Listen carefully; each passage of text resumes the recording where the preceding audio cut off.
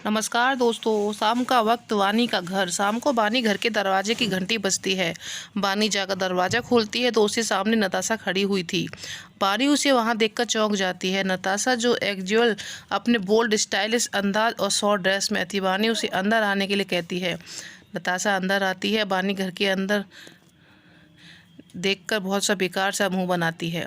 उसको बानी के फ्लैट का एड्रेस ऋषभ ने दिया था, लेकिन ऋषभ ने नताशा से झूठ बोल दिया कि बानी को ऑफिस के काम की वजह से उसे यहाँ रहना पड़ता है, इसलिए वो वहाँ बस कुछ दिनों के लिए रह रही है। बानी उसके लिए पानी लेकर आती है, पर नताशा पानी के लिए मना कर देती है। बानी, तुम जल्दी तैयार हो जाओ, नताशा उससे बोलती है। बानी उसके कहने पर तैयार होने के लिए चली जाती है। जब वो तैयार होकर अपने कमरे से बाहर आती है तो नताशा उसे देखती है। बानी ने हल्के रंग का फुल लेंथ अनारकली पहना था। तुम ये पहन कर जाओगी? मतलब हम मंदिर नहीं जा रहे, हमने जो तुमने बहन जी वाले कपड़े पहने हैं, हम क्लब जा रहे हैं, वहाँ यह सब नहीं चलता। नताशा उसका मजाक बनाते हुए कहती है। क्लब? हम क्लब जा रहे हैं? बानी चौंकते हुए कहती है। हाँ, फिर उसके बाद हम कहीं और चले जाएंगे। नताशा बात को संभालते हुए कहती है। पर हम तो हमेशा ऐसे ही कपड़े पहनते हैं, हमारे पास कोई और तरह के कपड़े नहीं हैं। बानी ने कहा। मुझे पता था, इसलिए मैं तुम्हारे लिए खुद ये ड्रेसेस लेकर आई हूँ। नताशा ये कहती है और अपने साथ लाई बैग्स को सामने टेबल पर रख देती है। तुम्हें जो पसंद है वह पहन लो, नताशा एटीट्यूड भरे अंदाज में कहती है। बानी उन बैग में ड्रेसेस को निकालती है तो उन्हें देखती वो और चौंक जाती है, क्योंकि बहुत सारी ही शॉर्ट ड्रेसेस थी। हम ये नहीं पहन सकते, बानी हिचकिचाती हुई कहती है। ओ कम ऑन बानी, ये कपड़े ही हैं, कोई कॉकरोच नहीं है जो तुम्हें इन्हें देखकर इतना घबरा रही हो, नताशा हंसते हुए कहती है। बानी बड़ी मुश्किल से उनमें से एक ड्रेस लेती है, फिर अपने कमरे की ओर चली जाती है। थोड़ी देर बाद बानी तैयार होकर आती है। उसने एक नी लेंथ तक की ब्लैक ड्रेस पहन रखी थी। बाल खुले, आंखों में काजल, लाइट कलर का लिपस्टिक, कानों में छोटे ईयरिंग, गले में मंगलसूत्र। उस ड्रेस में बानी के लंबे और गोरे पैर दिख रहे थे। जैसे ही नताशा की नज़र बानी पर जाती है, वह तो नताशा का मुंह खुला का खुला रह जाता है। वो उसकी खूबसूरती को देखती ही रह जाती है। हाँ, ठीक ही लग रही हो, क्योंकि तुम मुझसे ज़्यादा खूबसूरत नहीं हो, नताशा अपने बालों को असाइड करते हुए कहती है। उसकी बातों से बानी को कुछ खास फर्क नहीं पड़ता। कुछ ही देर में बानी और नताशा घर से निकलकर बाहर जाते हैं और नताशा की कार में बैठते ही नताशा किसी को मैसेज करती है, वो आ रही है। Night club. कुछ देर में कार एक बहुत बड़े होटल के नाइट क्लब के सामने आकर रुकती है। नताशा और बानी कार से उतरते हैं और क्लब के अंदर चले जाते हैं।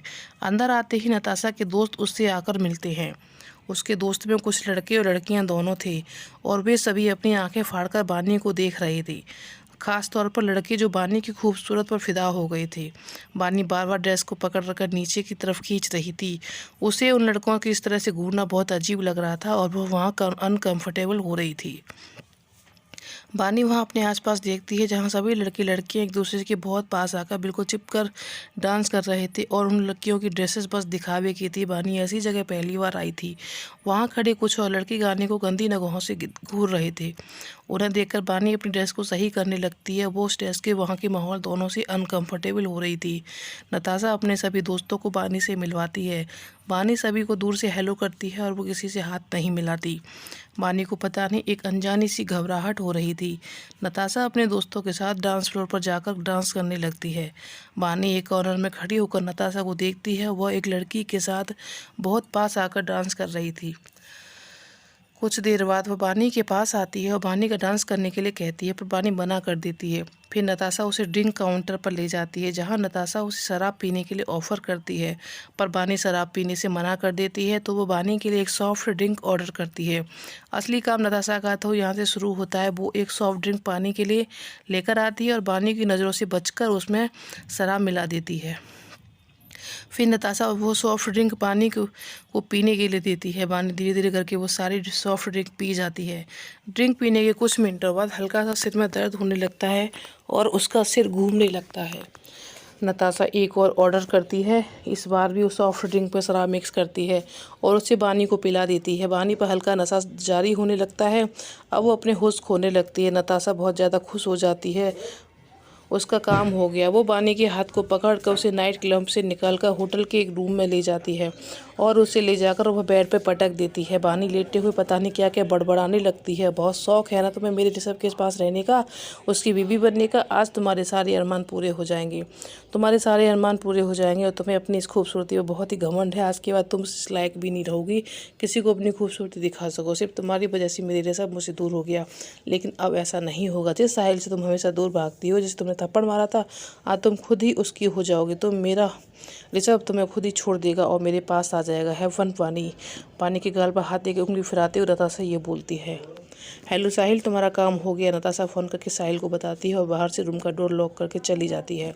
कुछ देर बाद रूम का दरवाज़ा खुलता है। एक अंदर आदमी आता है, अपने सामने बानी को बेड पे बेहोशी की हालत में देखता है। जल्दी ही उसकी ओर जाता है और यह कोई और नहीं ऋषभ था। ऋषभ ने जब दिन में डाइनिंग टेबल पर नताशा से बानी को अपने साथ बाहर ले जाने के लिए कहा था, तभी उसे नताशा के साथ बानी के बाहर जाना सही नहीं लग रहा था। इसलिए ऋषभ ने अपने कुछ आदमी बानी की सुरक्षा और उसका ध्यान रखने के लिए लगा दिए थे। ऋषभ को उसके एक आदमी का फ़ोन आता है कि बानी के होटल रूम में होने की बात बताता है। ऋषभ तुरंत वहाँ के लिए निकल जाता है। ऋषभ होटल पहुँचता है। जैसे ही वो उसके रूम की तरफ जा रहा था, उसी वक्त सामने से साहिल भी आ जाता है। साहिल का नज़र ऋषभ पर पड़ जाती है और वो उससे देखकर छिप जाता है। ये क्या यहाँ क्या कर रहा है? नताशा ने तो कहा था बानी अकेली है, फिर तो ऋषभ यहाँ कैसे आ गया? साहिल गुस्से में ऋषभ को देखते हुए अपने मन में कहता है। ऋषभ जल्दी से बानी के पास आता है। अचानक बानी बेड से उतरकर खुद चलने की कोशिश करने लगती है। बानी गिरने ही वाली होती है कि ऋषभ उसे अपनी बाहों में पकड़ लेता है। बानी आराम से, आपको चोट लग जाती? ऋषभ उसे संभालते हुए कहता है। आवाज़ सुनकर बानी सामने देखती है। उससे सामने ऋषभ का हैंडसम चेहरा नजर आता है तो वह तुरंत उसके दोनों गालों को पकड़कर खींच लेती है। अरे आप ऋषभ जी, आप कितने क्यूट हैं, बिल्कुल एक पप्पी की तरह। ये बोलकर बानी हंसने लगती है। अब वो बिल्कुल भी अपने होश में नहीं होती। बानी, आप क्या बोल रही हो? आप ठीक तो हो ना? ऋषभ उसकी हरकत पर बिल्कुल शॉक्ड रह जाती है। वो समझ जाती है कि बानी ने शराब पी है। उसे नताशा के ऊपर बहुत गुस्सा आने लगता है।